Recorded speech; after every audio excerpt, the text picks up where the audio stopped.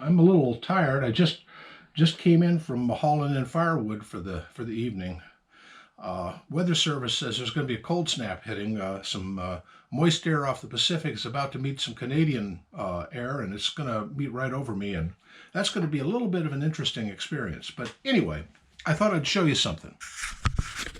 What you're looking at here are three 1858 Remingtons. One's in 44, two are in 36.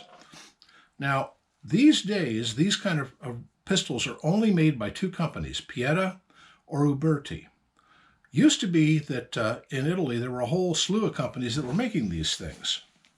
Well, I found this interesting because none of these are Ubertis or Piettas. This one, let's see, this one is, I have to look at it. Oh yeah, this one's a Euro Arms, and it's and I could tell from reading the or looking at the. So I have this list here of serial number. Well, here, see this roster here. Those are the different proof marks that the proofing house has put on guns, and the dates they use them. Well, this one is XX, and XX, according to the list here, is 1964, and this one is AB. And AB, by the list, is 1978. Now, what's interesting is this one does not have a proof mark on it. This one, as I said, is Euro Arms. This one also, it says made in Italy, and it says for black powder only, but that's all it says. It has no other markings on it other than the proof mark. So I know when it was made, but I have no idea who made it.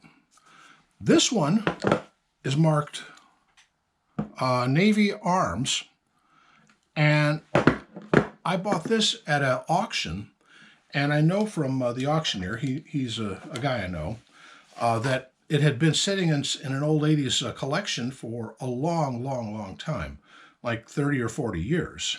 So it's an old one, but I don't know who made it. But okay, this is a 44. These are both 36s. This Euro Arms one doesn't work. It doesn't work right, at least. Notice that I just cocked it, and notice that the cylinder doesn't turn. Well, if you put it to half cock, sometimes it doesn't even turn in half cock. It's just, hold on a second here. Let me get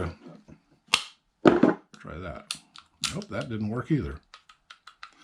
Well, if I take it apart, put it back together again, it will work for briefly. This one works great, but it's a brass frame. It's a cheapo. It's and it's old. I mean, this is what, 1964, and this is 1978. This is probably 1970s or 80s of some. But it's missing. It doesn't have a proof mark on it. I'm amazed by that. It does say made in Italy, but it doesn't have a proof mark, and that's just weird. One of these has the logo. Well, a little. What does the thing say here? Hold on a second while I read it.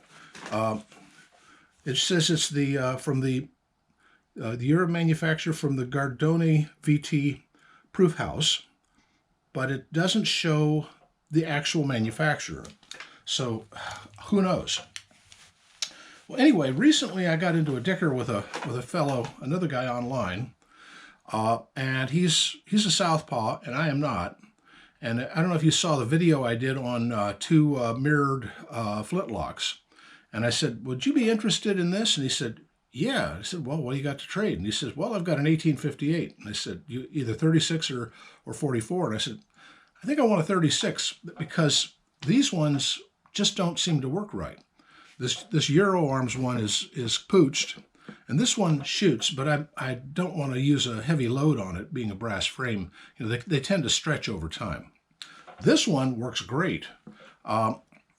It's 44, and it can take a heavy load, so it's a pretty good pistol, but or revolver. But I don't know. I would like to have a good functional 36 1858, and thank you, Mr. Wood. We'll see if we can work a deal. I'm working on it. Anyway, I just thought I'd show you my three 1858s and tell you the woes of hauling wood in. I'm getting old.